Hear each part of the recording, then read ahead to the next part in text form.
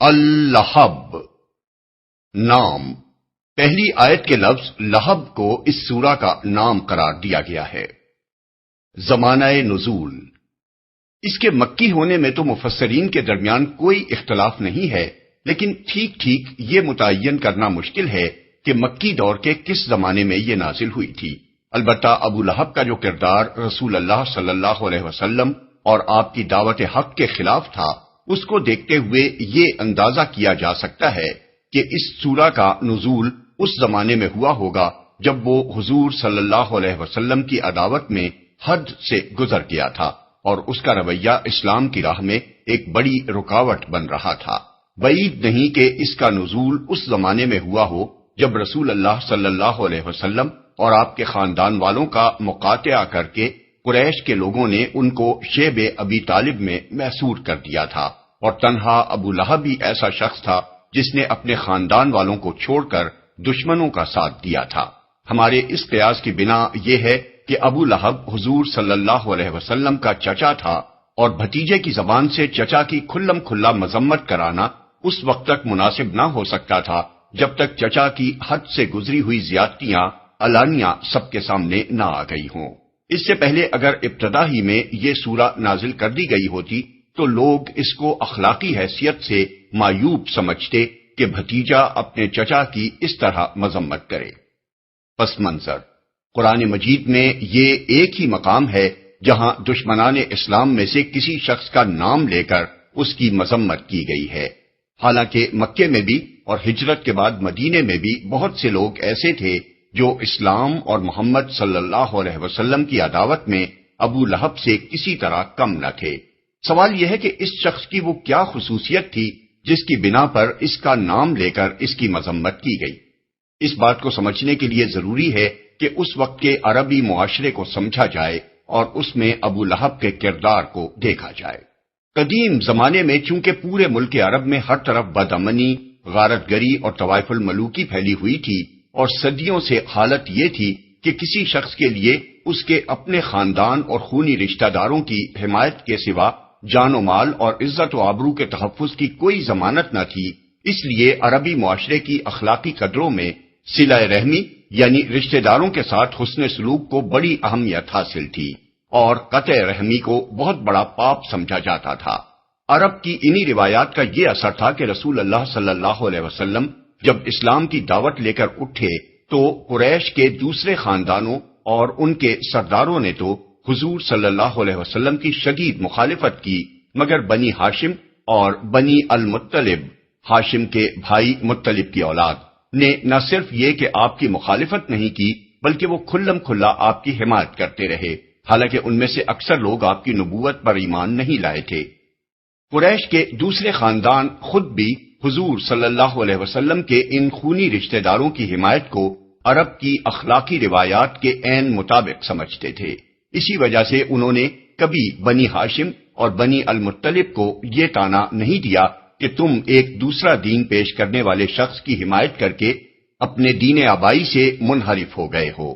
وہ اس بات کو جانتے اور مانتے تھے کہ اپنے خاندان کے ایک فرد کو وہ کسی حالت میں اس کے دشمنوں کے حوالے نہیں کر سکتے، اور ان کا اپنے عزیز کی پشتیبانی کرنا قریش اور اہل عرب سب کے نزدیک بالکل ایک فطری امر تھا۔ اس اخلاقی اصول کو، جسے زمانہ جاہلیت میں بھی عرب کے لوگ واجب الاحترام سمجھتے تھے، صرف ایک شخص نے اسلام کی دشمنی میں توڑ ڈالا، اور وہ تھا ابو لہب بن عبد المطلب۔ یہ رسول اللہ صلی اللہ علیہ وسلم کا چچا تھا۔ حضور صلی اللہ علیہ وسلم کے والد ماجد اور یہ ایک ہی باپ کے بیٹے تھے۔ عرب میں چچا کو باپ کی جگہ سمجھا جاتا تھا، خصوصاً جبکہ بھتیجے کا باپ وفات پا چکا ہو تو عربی معاشرے میں چچا سے یہ توقع کی جاتی تھی کہ وہ بھتیجے کو اپنی اولاد کی طرح عزیز رکھے گا، لیکن اس شخص نے اسلام کی دشمنی اور کفر کی محبت میں ان تمام عربی روایات کو پامال کر دیا۔ ابن عباس رضی اللہ عنہ سے متعدد سندوں کے ساتھ یہ روایت محدثین نے نقل کی ہے کہ جب رسول اللہ صلی اللہ علیہ وسلم کو دعوت عام پیش کرنے کا حکم دیا گیا اور قرآن مجید میں یہ ہدایت نازل ہوئی کہ آپ اپنے قریب ترین عزیزوں کو سب سے پہلے خدا کے عذاب سے ڈرائیں، تو آپ نے صبح سویرے کوہ صفا پر چڑھ کر بلند آواز سے پکارا، یا صباحا، ہائے صبح کی آفت۔ عرب میں یہ صدا وہ شخص لگاتا تھا جو صبح کے جھٹپٹے میں کسی دشمن کو اپنے قبیلے پر حملہ کرنے کے لیے آتے دیکھ لیتا تھا۔ حضور صلی اللہ علیہ وسلم کی یہ آواز سن کر لوگوں نے دریافت کیا کہ یہ کون پکار رہا ہے۔ بتایا گیا کہ یہ محمد صلی اللہ علیہ وسلم کی آواز ہے۔ اس پر قریش کے تمام خاندانوں کے لوگ آپ کی طرف دوڑ پڑے۔ جو خود آ سکتا تھا وہ خود آیا، جو نہ آ سکتا تھا اس نے اپنی طرف سے کسی کو بھیج دیا۔ جب سب جمع ہو گئے تو آپ صلی اللہ علیہ وسلم نے قریش کے ایک ایک خاندان کا نام لے لے کر پکارا، اے بنی ہاشم، اے بنی عبد المطلب، اے بنی فہر، اے بنی فلاں، اے بنی فلاں۔ اگر میں تمہیں یہ بتاؤں کہ پہاڑ کے پیچھے ایک لشکر تم پر حملہ کرنے کے لیے تیار ہے تو تم میری بات سچ مانو گے؟ لوگوں نے کہا ہاں، ہمیں کبھی تم سے جھوٹ سننے کا تجربہ نہیں ہوا ہے۔ آپ نے فرمایا تو میں تمہیں خبردار کرتا ہوں کہ آگے سخت عذاب آ رہا ہے۔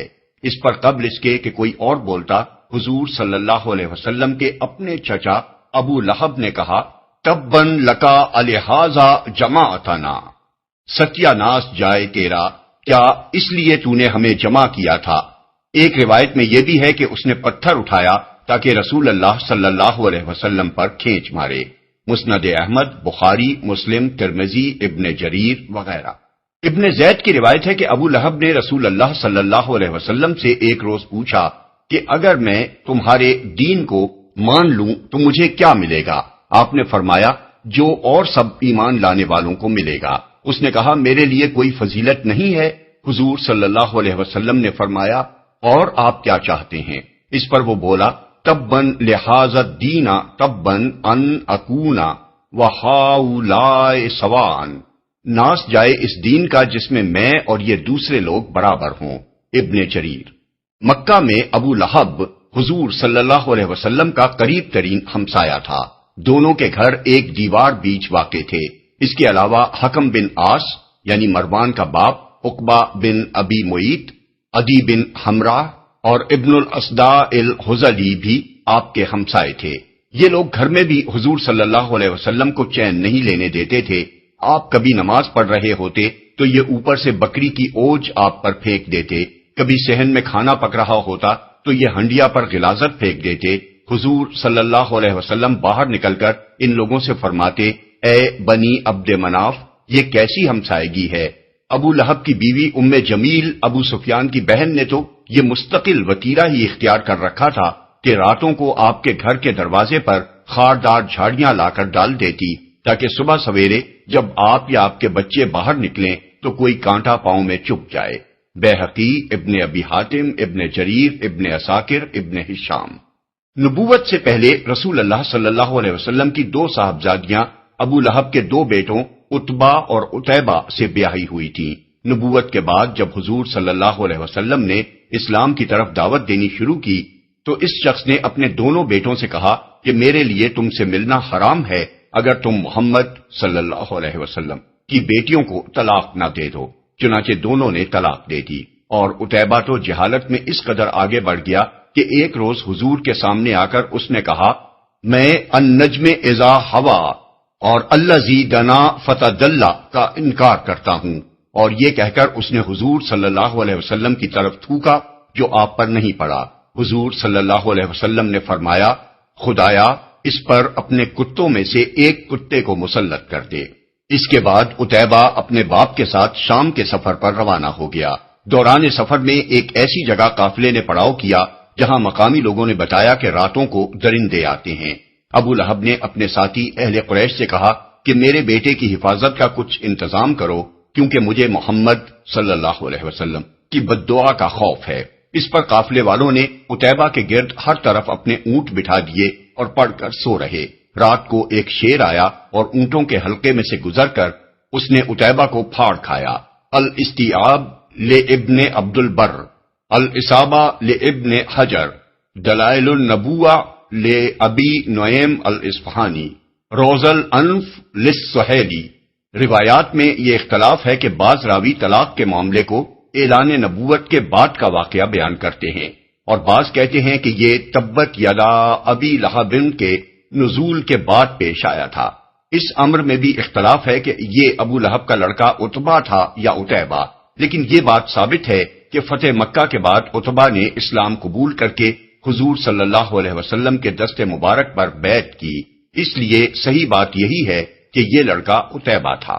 اس کے خبث نفس کا یہ حال تھا کہ جب رسول اللہ صلی اللہ علیہ وسلم کے صاحبزادے حضرت قاسم کے بعد دوسرے صاحبزادے حضرت عبداللہ کا بھی انتقال ہو گیا تو یہ اپنے بھتیجے کے غم میں شریک ہونے کے بجائے خوشی خوشی دوڑا ہوا قریش کے سرداروں کے پاس پہنچا اور ان کو خبر دی کہ لو آج محمد صلی اللہ علیہ وسلم بے نام و نشان ہو گئے۔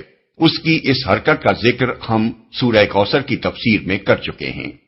رسول اللہ صلی اللہ علیہ وسلم جہاں جہاں بھی اسلام کی دعوت دینے کے لیے تشریف لے جاتے، یہ آپ کے پیچھے پیچھے جاتا اور لوگوں کو آپ صلی اللہ علیہ وسلم کی بات سننے سے روکتا۔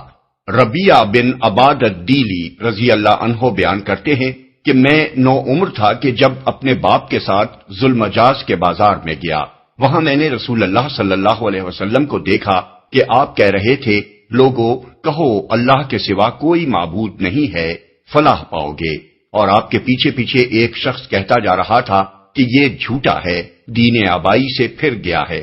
میں نے پوچھا یہ کون شخص ہے؟ لوگوں نے کہا یہ ان کا چچا ابو لہب ہے۔ مسند احمد بہقی۔ دوسری روایت انہی حضرت ربیعہ سے یہ ہے کہ میں نے رسول اللہ صلی اللہ علیہ وسلم کو دیکھا کہ آپ ایک ایک قبیلے کے پڑاؤ پر جاتے ہیں اور فرماتے ہیں، اے بنی فلاں، میں تمہاری طرف اللہ کا رسول ہوں، تمہیں ہدایت کرتا ہوں کہ صرف اللہ کی عبادت کرو اور اس کے ساتھ کسی کو شریک نہ کرو، تم میری تصدیق کرو اور میرا ساتھ دو تاکہ میں وہ کام پورا کروں جس کے لیے اللہ نے مجھے بھیجا ہے۔ آپ کے پیچھے پیچھے ایک اور شخص آتا ہے اور وہ کہتا ہے، اے بنی فلاں، یہ تم کو لات اور عزا سے پھیر کر اس بدعت اور گمراہی کی طرف لے جانا چاہتا ہے جسے یہ لے کر آیا ہے، اس کی بات ہرگز نہ مانو اور اس کی پیروی نہ کرو۔ میں نے اپنے باپ سے پوچھا یہ کون ہے؟ انہوں نے کہا یہ ان کا چچا ابو لہب ہے۔ مسند احمد طبرانی۔ طارق بن عبداللہ المحاربی کی روایت بھی اسی سے ملتی جلتی ہے۔ وہ کہتے ہیں، میں نے ذوالمجاز کے بازار میں دیکھا کہ رسول اللہ صلی اللہ علیہ وسلم لوگوں سے کہتے جاتے ہیں کہ لوگو لا الہ الا اللہ کہو فلاح پاؤ گے، اور پیچھے ایک شخص ہے جو آپ کو پتھر مار رہا ہے یہاں تک کہ آپ صلی اللہ علیہ وسلم کی ایڑیاں خون سے تر ہو گئی ہیں، اور وہ کہتا جاتا ہے کہ یہ جھوٹا ہے، اس کی بات نہ مانو۔ میں نے لوگوں سے پوچھا یہ کون ہے؟ لوگوں نے کہا یہ ان کا چچا ابو لہب ہے۔ ترمذی۔ نبوت کے 7ویں سال جب قریش کے تمام خاندانوں نے بنی ہاشم اور بنی المطلب کا معاشرتی اور معاشی مقاطعہ کیا اور یہ دونوں خاندان رسول اللہ صلی اللہ علیہ وسلم کی حمایت پر ثابت قدم رہتے ہوئے شیب ابی طالب میں محصور ہو گئے، تو تنہا یہی ابو لہب تھا جس نے اپنے خاندان کا ساتھ دینے کے بجائے کفار قریش کا ساتھ دیا۔ یہ مقاطعہ 3 سال تک جاری رہا اور اس دوران میں بنی ہاشم اور بنی المطلب پر فاقوں کی نوبت آ گئی۔ مگر ابو لہب کا حال یہ تھا کہ جب مکہ میں کوئی تجارتی قافلہ آتا اور شیب ابی طالب کے محصورین میں سے کوئی خوراک کا سامان خریدنے کے لیے اس کے پاس جاتا تو یہ تاجروں سے پکار کر کہتا کہ ان سے اتنی قیمت مانگو کہ یہ خرید نہ سکیں، تمہیں جو خسارہ بھی ہوگا اسے میں پورا کروں گا۔ چنانچہ وہ بے تحاشا قیمت طلب کرتے اور خریدار بیچارہ اپنی بھوک سے تڑپتے ہوئے بال بچوں کے پاس خالی ہاتھ پلٹ جاتا۔ پھر ابو لہب انہی تاجروں سے وہی چیزیں بازار کے بھاؤ خرید لیتا۔ ابن سعد اور ابن ہشام۔ یہ اس شخص کی حرکات تھیں جن کی بنا پر اس سورہ میں نام لے کر اس کی مذمت کی گئی۔ خاص طور پر اس کی ضرورت اس لیے تھی کہ مکہ سے باہر کے اہل عرب جو حج کے لیے آتے تھے یا مختلف مقامات پر لگنے والے بازاروں میں جمع ہوتے، ان کے سامنے جب رسول اللہ صلی اللہ علیہ وسلم کا اپنا چچا آپ کے پیچھے لگ کر آپ کی مخالفت کرتا تو وہ عرب کی معروف روایات کے لحاظ سے یہ بات خلاف توقع سمجھتے تھے کہ کوئی چچا بلا وجہ دوسروں کے سامنے خود اپنے بھتیجے کو برا بھلا کہے اور اسے پتھر مارے اور اس پر الزام تراشیاں کریں۔ اس وجہ سے وہ ابو لہب کی بات سے متاثر ہو کر رسول اللہ صلی اللہ علیہ وسلم کے بارے میں شک میں پڑ جاتے۔ مگر جب یہ سورہ نازل ہوئی اور ابو لہب نے غصے میں بپھر کر اول فول بکنا شروع کر دیا تو لوگوں کو معلوم ہو گیا کہ رسول اللہ صلی اللہ علیہ وسلم کی مخالفت میں اس شخص کا قول قابل اعتبار نہیں ہے، کیونکہ یہ اپنے بھتیجے کی دشمنی میں دیوانہ ہو رہا ہے۔ اس کے علاوہ نام لے کر جب آپ صلی اللہ علیہ وسلم کے چچا کی مذمت کی گئی تو لوگوں کی یہ توقع ہمیشہ کے لیے ختم ہو گئی کہ رسول اللہ صلی اللہ علیہ وسلم دین کے معاملے میں کسی کا لحاظ کر کے کوئی مداحنت برت سکتے ہیں۔ جب علل اعلان رسول کے اپنے چچا کی خبر لے ڈالی گئی تو لوگ سمجھ گئے کہ یہاں کسی لاگ لپیٹ کی گنجائش نہیں ہے۔ غیر اپنا ہو سکتا ہے اگر ایمان لے آئے، اور اپنا غیر ہو جاتا ہے اگر کفر کرے۔ اس معاملے میں فلاں ابن فلاں کوئی چیز نہیں ہے۔ بسم اللہ الرحمن الرحیم۔ شروع اللہ کے نام سے جو رحمان و رحیم ہے۔ تبت یدا ابی لہب وتب۔ ٹوٹ گئے ابو لہب کے ہاتھ اور وہ نامراد ہو گیا۔ اس شخص کا نام عبد العزیٰ تھا اور اسے ابو لہب اس لیے کہا جاتا تھا کہ اس کا رنگ بہت چمکتا ہوا سرخ و سفید تھا۔ لہب آگ کے شعلے کو کہتے ہیں اور ابو لہب کے معنی ہیں شعلہ رو۔ یہاں اس کا ذکر اس کے نام کے بجائے اس کی کنیت سے کرنے کے کئی وجوہ ہیں۔ ایک یہ کہ وہ زیادہ تر اپنے نام سے نہیں بلکہ اپنی کنیت ہی سے معروف تھا۔ دوسرے یہ کہ اس کا نام عبد العزیٰ یعنی بندہ عزیٰ ایک مشرکانہ نام تھا اور قرآن میں یہ پسند نہیں کیا گیا کہ اسے اس نام سے یاد کیا جائے۔ تیسرے یہ کہ اس کا جو انجام اس سورہ میں بیان کیا گیا ہے اس کے ساتھ اس کی یہ کنیت ہی زیادہ مناسبت رکھتی ہے۔ تبت یدا ابی لہب کے معنی بعض مفسرین نے ٹوٹ جائیں ابو لہب کے ہاتھ بیان کیے ہیں، اور وہ تبا کا مطلب یہ بیان کیا ہے کہ وہ ہلاک ہو جائے یا وہ ہلاک ہو گیا، لیکن در حقیقت یہ کوئی کوسنا نہیں ہے جو اس کو دیا گیا ہو، بلکہ ایک پیشین گوئی ہے جس میں آئندہ پیش آنے والی بات کو ماضی کے صیغوں میں بیان کیا گیا ہے، گویا اس کا ہونا ایسا یقینی ہے جیسے وہ ہو چکی، اور فی الواقع آخرکار وہی کچھ ہوا جو اس سورہ میں چند سال پہلے بیان کیا جا چکا تھا۔ ہاتھ ٹوٹنے سے مراد ظاہر ہے کہ جسمانی ہاتھ ٹوٹنا نہیں ہے بلکہ کسی شخص کا اپنے اس مقصد میں قطعی ناکام ہو جانا ہے جس کے لیے اس نے اپنا پورا زور لگا دیا ہو۔ ابو لہب نے رسول اللہ صلی اللہ علیہ وسلم کی دعوت کو زد دینے کے لیے واقعی اپنا پورا زور لگا دیا تھا، لیکن اس سورہ کے نزول پر 7-8 سال ہی گزرے تھے کہ جنگ بدر میں قریش کے اکثر و بیشتر وہ بڑے بڑے سردار مارے گئے جو اسلام کی دشمنی میں ابو لہب کے ساتھی تھے۔ مکے میں جب اس شکست کی خبر پہنچی تو اس کو اتنا رنج ہوا کہ وہ 7 دن سے زیادہ زندہ نہ رہ سکا، پھر اس کی موت بھی نہایت عبرتناک تھی۔ اسے عدسہ یعنی میلیگننٹ پسٹیول کی بیماری ہو گئی جس کی وجہ سے اس کے گھر والوں نے اسے چھوڑ دیا کیونکہ انہیں چھوت لگنے کا ڈر تھا۔ مرنے کے بعد بھی 3 روز تک کوئی اس کے پاس نہ آیا، یہاں تک کہ اس کی لاش سڑ گئی اور اس کی بو پھیلنے لگی۔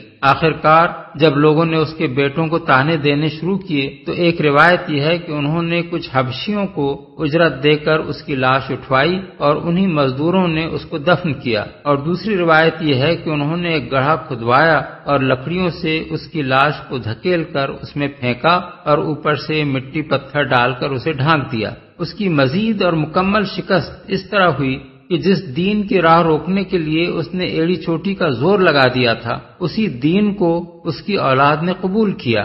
سب سے پہلے اس کی بیٹی درہ ہجرت کر کے مکے سے مدینہ پہنچی اور اسلام لائیں۔ پھر فتح مکہ کے موقع پر اس کے دونوں بیٹے عتبہ اور معتب حضرت عباس کی وساطت سے حضور کے سامنے پیش ہوئے اور ایمان لا کر انہوں نے آپ کے دست مبارک پر بیعت کی۔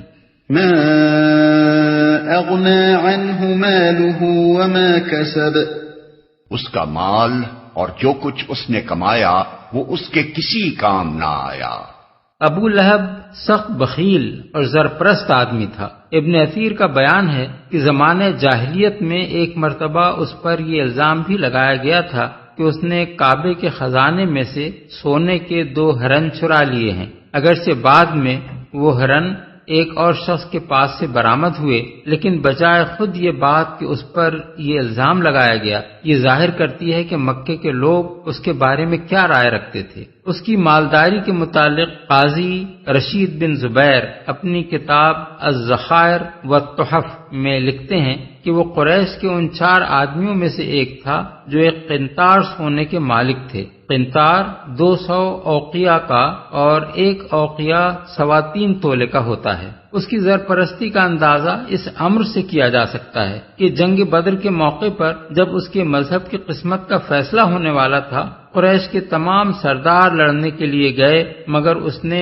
عاص بن ہشام کو اپنی طرف سے لڑنے کے لیے بھیج دیا اور کہا کہ یہ اس 4000 درہم قرض کا بدل ہے جو میرا تم پر آتا ہے۔ اس طرح اس نے اپنا قرض وصول کرنے کی بھی ایک ترکیب نکال لی، کیونکہ عاص دیوالیہ ہو چکا تھا اور اس سے رقم ملنے کی کوئی امید نہ تھی۔ ما کسب کو بعض مفسرین نے کمائی کے معنی میں لیا ہے، یعنی اپنے مال سے جو منافع اس نے حاصل کیے وہ اس کا کسب تھے، اور بعض دوسرے مفسرین نے اس سے مراد اولاد لی ہے، کیونکہ رسول اللہ صلی اللہ علیہ وسلم نے فرمایا ہے کہ آدمی کا بیٹا بھی اس کا کسب ہے، بحوالہ ابو داؤد اور ابن ابی حاتم۔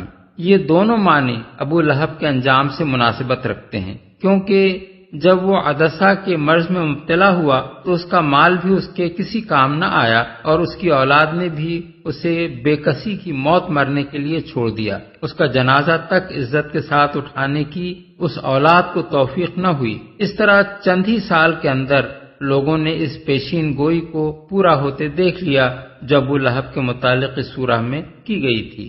سيصلى نارا ذات لهب وامرأته حمالة الحطب في جيدها حبل من مسد۔ ضرور وہ شعلہ زن آگ میں ڈالا جائے گا اور اس کے ساتھ اس کی جورو بھی، لگائی بجھائی کرنے والی اس کی گردن میں مونج کی رسی ہوگی اور اس کے ساتھ اس کی جورو بھی۔ اس عورت کا نام اروا تھا اور ام جمیل اس کی کنیت تھی۔ یہ ابو سفیان کی بہن تھی اور رسول اللہ صلی اللہ علیہ وسلم کے ساتھ عداوت میں اپنے شوہر ابو لہب سے کسی طرح کم نہ تھی۔ حضرت ابو بکر کی صاحبزادی حضرت اسماء کا بیان ہے کہ جب یہ صورت نازل ہوئی اور ام جمیل نے اس کو سنا تو وہ بفری ہوئی رسول اللہ صلی اللہ علیہ وسلم کی تلاش میں نکلی۔ اس کے ہاتھ میں مٹھی بھر پتھر تھے اور وہ حضور کی حجوں میں اپنے ہی کچھ اشعار پڑھتی جاتی تھی۔ حرم میں پہنچی تو وہاں حضرت ابو بکر کے ساتھ حضور تشریف فرما تھے۔ حضرت ابو بکر نے عرض کیا، یا رسول اللہ، یہ آ رہی ہے اور مجھے اندیشہ ہے کہ آپ کو دیکھ کر یہ کوئی بےہودگی کرے گی۔ حضور نے فرمایا، یہ مجھ کو نہیں دیکھ سکے گی۔ چنانچہ ایسا ہی ہوا کہ آپ کے موجود ہونے کے باوجود وہ آپ کو نہیں دیکھ سکی، اور اس نے حضرت ابو بکر سے کہا کہ میں نے سنا ہے تمہارے صاحب نے میری حجو کی ہے۔ حضرت ابو بکر نے کہا، اس گھر کے رب کی قسم، انہوں نے تو تمہاری کوئی حجو نہیں کی۔ اس پر وہ واپس چلی گئی۔ بحوالہ ابن ابی حاتم، سیرت ابن ہشام، بزار نے حضرت عبداللہ بن عباس سے بھی اسی سے ملتا جلتا واقعہ نقل کیا ہے۔ حضرت ابو بکر کے اس جواب کا مطلب یہ تھا کہ حجو تو اللہ تعالیٰ نے کی ہے، رسول اللہ صلی اللہ علیہ وسلم نے نہیں کی۔ لگائی بجھائی کرنے والی، اصل الفاظ ہیں حمالۃ الحطب، جن کا لفظی ترجمہ ہے لکڑیاں ڈھونے والی۔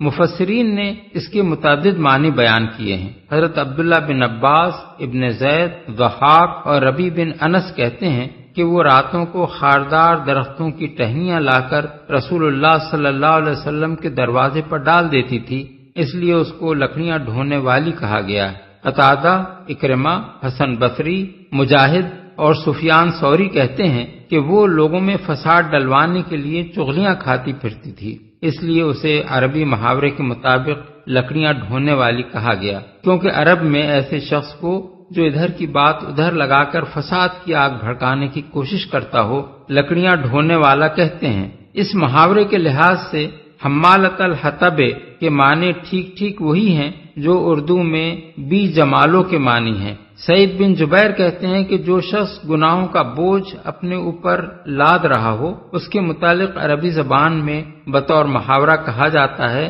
کہ فلان یحتطب علی ظہرہ، یعنی فلاں شخص اپنی پیٹھ پر لکڑیاں لاد رہا ہے۔ بس حمالۃ الحطب کے معنی ہیں گناہوں کا بوجھ ڈھونے والی۔ ایک اور مطلب مفسرین نے اس کا یہ بھی بیان کیا ہے کہ یہ آخرت میں اس کا حال ہوگا، یعنی وہ لکڑیاں لا کر اس آگ میں ڈالے گی جس میں ابو لہب جل رہا ہوگا۔ مونج کی رسی ہوگی۔ اس کی گردن کے لیے جیت کا لفظ استعمال کیا گیا ہے، جو عربی زبان میں ایسی گردن کے لیے بولا جاتا ہے جس میں زیور پہنا گیا ہو۔